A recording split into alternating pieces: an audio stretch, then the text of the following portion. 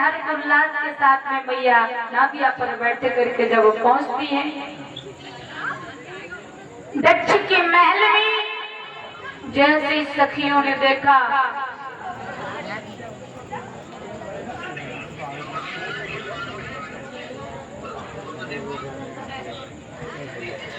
आज भक्तों जैसी ही महल में गई बहनों ने देखा, मजाक बनाने लगी। देखो बिना निमंत्रण के चली आई है और ऐसा लग रहा है चेहरा देख करके कि भोला से झगड़ा होएगा। रात या देरी है तो डर रहे हो कैलाश पे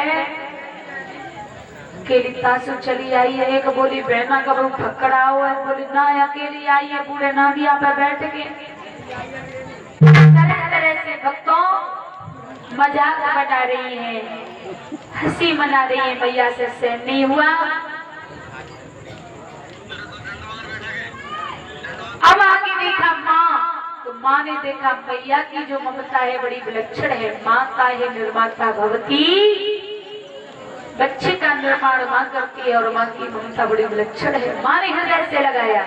जब मैया ने हृदय से लगाया बेटी तू आ गई चल, तब बहनों ने देखा कि मैया ने सम्मान दिया है तो दिखावटी कहा कि बहन आ जाओ बैठ जाओ, लेकिन ये दिखावटी आसन स्वीकार नहीं किया। अंत में पिता के यहाँ भवन में जाती है, जहाँ यज्ञ हो रहा है देखने लगी कहीं यज्ञ में मेरे पति का भाग है या नहीं।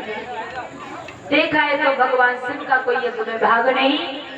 क्रोधित हो गई, कहने लगी अरे दुष्ट पिता, तू यज्ञ करके इस यज्ञ में बलिदान देगा। अरे इससे पहले तेरी बेटी ही इस यज्ञ का बलिदान अपने प्राणों का दे रही है। एक बार मेरा मरना ही अच्छा है, क्योंकि एक बार पति की आज्ञा का उल्लंघन करके मैं भगवान की परीक्षा करने गई तो पति ने मुझे पत्नी धर्म से वंचित कर दिया।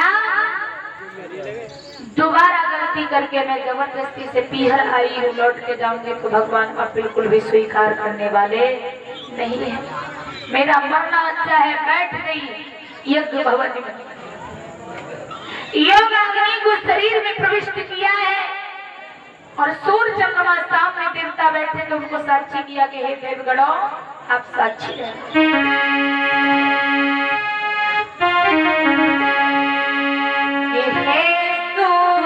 चंद्र साक्षी रही।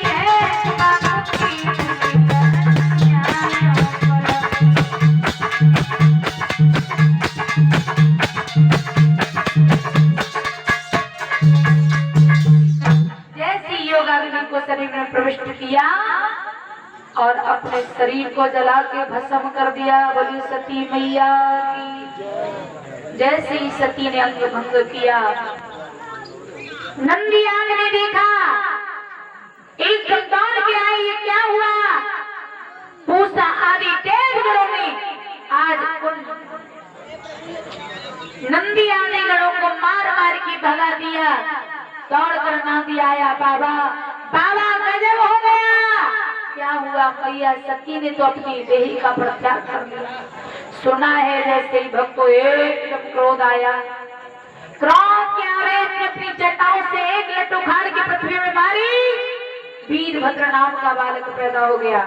भगवान कहते वीरभद्र जाओ दक्ष के यज्ञ का विध्वंस करो। समाचार जब शंकर पाए, वीरभद्र कर क्रोध पठाए। एक का विध्वंस किया तो देवता अपनी भुजाएं उठा के हंस रहा था, भुजाओं को तोड़ दिया। जो अपनी दाढ़ी हिला रहा था उसकी दाढ़ी को फाड़ दिया। दक्ष यजमान का तो सर धड़ से अलग कर दिया। देवता घबराने लगी, त्राय त्राय मच गई। भोलेनाथ हमारी रक्षा करो, प्रभु रक्षा करो, हम तुम्हारी शरण हैं। बाबा दौड़ते हुए आए, मैया सती का जला हुआ अंग अपने तन पर रखा, हा सती करुण क्रंदन कर रहे हैं और भागते जा रहे, आंसू बह रहे हैं। देवताओं ने देखा भगवान के आंसू इसी तरह से बहते रहे तो संसार में एक दिन महाप्रलय होगी, सारा संसार उस प्रलय में नष्ट हो जाएगा। मैया सती का अंग जब तक सुरक्षित है तब तक भगवान की ग्रह वेदना संतुष्ट होने वाली नहीं है। विष्णु भगवान ने चक्र सुदर्शन को आदेश दिया, जला जला करके काट के उस अंग को डाल दिया है और जहां जहां मैया के अंग गिरे हैं वहां पर शक्तिपीठों का निर्माण किया और उन्हीं शक्तिपीठों के स्थान पर प्रत्येक वर्ष कुंभ का उत्सव मनाया जाता है। लोग विष्णु भगवान की आज वक्त इधर जैसे ही भगवान शिव के पास देवता आते हैं कि यज्ञ को संपन्न कराओ, भगवान कहते हैं तुम्हारे यजमान का सर कट चुका है, यज्ञ कैसे संपन्न हो? बोले प्रभु आप जैसे जाओ वैसे करो। ये जब कहा है